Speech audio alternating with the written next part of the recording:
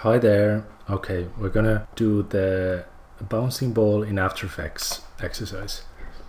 And I'm gonna be using this kind of a fish as my bouncing ball. You can use any kind of spherical object that would be suitable for this, and a background of your choice.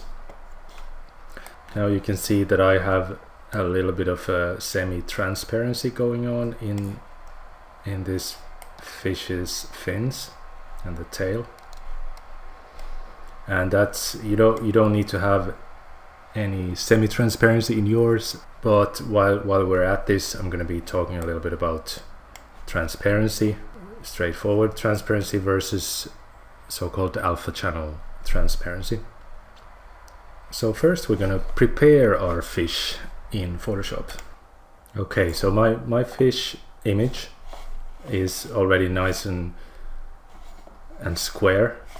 It doesn't have to be a perfect square for you, but it does make sense that if you have a lot of extra background around your object, that you would go to the cropping tool and select really only the area that you're going to be using, and it would also make sense that it's kind of more square than long rectangle.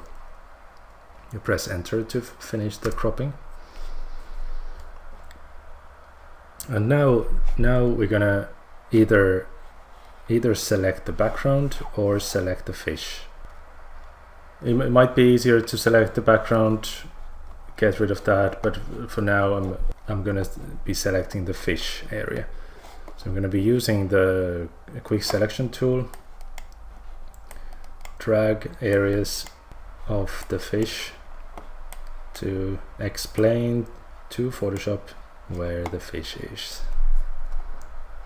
It's a good idea to always do kind of short drags, because when things like this happen, you can always undo.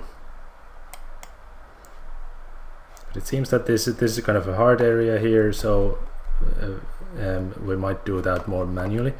I'm going to be selecting the lasso tool, and if I hold Alt, I can take away from the selection like that. Or if I want to add to the selection, I hold Shift, and that way you can fine-tune the selection. So that would be our fish area selected now. If we want to get rid of the background, we have to invert the selection. That happens under Select, Inverse, and now the area around the fish is selected. If I try to delete this by pressing delete, Photoshop suggests I'd fill the area, but that's not what we want. But the way the Photoshop default layer is, it's called background. It doesn't behave the same way as a normal layer. You can't have transparency in the actual background layer. So a quick way to change that into a regular layer is double clicking the layer in the layer menu and OK, and now it changes into a regular layer called layer 0. So now if we press delete, Photoshop gets rid of the background, and this checkered pattern tells you that there's transparency there. We can now save this, but we need to save it, for example, a PNG, and PNG can handle transparency. Now let's open After Effects, and in After Effects you always need a composition, and I like to create a new composition from scratch. We're gonna go for the HD TV preset, 25 frames per second in Europe, and then we bring in our footage or our assets. So the fish was here, You can drag the images onto the composition. Okay, that's very big now. So with scroll wheel you can make the viewports bigger or smaller. If you don't have that, you have to go in here. Scaling happens quite easily if you select the fish and start from its corner and start dragging it down. As you can see, it doesn't keep its proportions. If you hold shift, it will keep its proportions. So I'll go for something like that. When you have lots of several things in the composition, I find After Effects it's hard to select things in After Effects and do things like scale or rotate. I often have to go on the timeline, open the properties, there's your scale. If you drag the value itself, as awkward it is, it's the quickest way. Now we're going to bring in the background.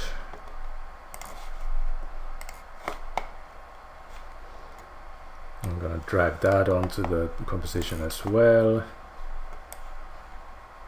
Maybe do something like that for now. But our fish is gone. So that's because of the order I dragged the material onto the composition.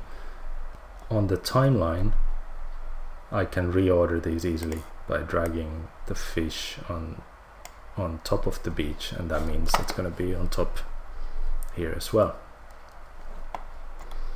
Okay, but now to create semi-transparency for parts of it, we'll go back into Photoshop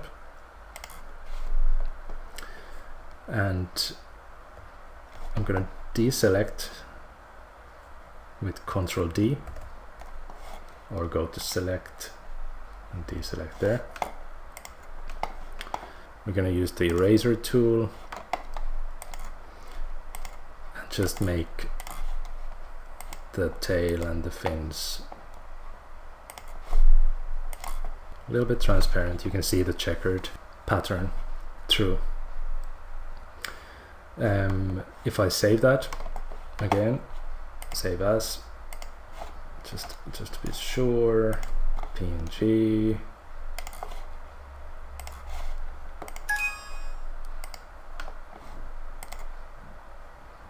Like that, and then go to After Effects. You can see that immediately the image has been updated, and if it hasn't, you can go to your project window, select the fish or the ball there, and right click reload footage. This is what I like about After Effects, that because it's always sourcing those images every time you open the work file. Now we deleted the background, deleted some of the color. This is so-called destructive workflow, and I'm gonna now show you another workflow, non-destructive workflow, which includes adding a so-called alpha channel. So instead of getting rid of anything of the original image, we add an extra channel onto the image, which tells Photoshop or After Effects where it should be transparent and where it should be solid. It is particularly handy if you say you need to go back and change something, you know, not have certain areas transparent. If you've deleted something, as we did in the first option, you won't be able to get it back. So we're back in the stage where we had the fish, the outside of the fish area selected. For creating an alpha channel, it might actually be quicker to select the fish area. So I'm going to invert that back into the fish area. And now we don't have to do anything about the default layer, but we can instead look at the channels. We can create an alpha channel by creating a new layer and starting to paint on that. But there's a very quick way to create an alpha channel. click this button, edit in quick mask mode, this new channel has been created here, and it's saying quick mask, but essentially it is an alpha channel. Alpha channel is like red, green and blue channel, but it is about transparency. Pure white means completely solid. Pitch black means completely transparent. So now we could test this. We can save this, but this time we can't use PNG. We have to use either Targa or TIFF. Let's use TIFF, because TIFF can carry alpha channel. So I'm gonna even call that fishy TIFF to remember which one it was. Gonna go back to After Effects, double click on the project window, bring in fishy TIFF, and After Effects asks you this, interpret footage. And generally it is guessing it right, so you just okay that window. Gonna bring that fish next to the first one, gonna scale that down. So essentially the same effect, but now if we wanted to, we realized that we had deleted that little thing there. In the first option we couldn't go back because that's not there anymore, it's deleted from the original. But in this one we could just go back and adjust the alpha channel. Everything in the original picture is still there, we just have that additional information about transparency. That transparency channel can be tweaked. Say if we wanted to get add things to it, we could actually paint with black or white. I need to have the alpha channel selected to be able to paint on or affect the alpha channel. Then I take brush tool, and if we paint with black, it gets rid of it, it makes transparency. If we paint with white, it takes a bigger area into the solid. Now we can do the semi-transparency here as well, and this is going to illustrate the alpha channel very well. I'm going to switch off the RGB altogether so that I can see only the alpha channel, and then I'm going to do something like this here, just to bit of semi-transparency there where the fins are. And this is also illustrating us that alpha channel doesn't have to be black and white, it's a grayscale image, just like the red, the green and the blue. In case of alpha channel, it's the amount of transparency. Black is completely transparent, white is solid, and everything in between is in between. In Photoshop it's a bit hard to see. You don't really see the results as such. You only see, if you turn on the alpha channel, you can see the pink layer on the original image. So we really need to save this again. Just make sure we save on top of the TIFF again,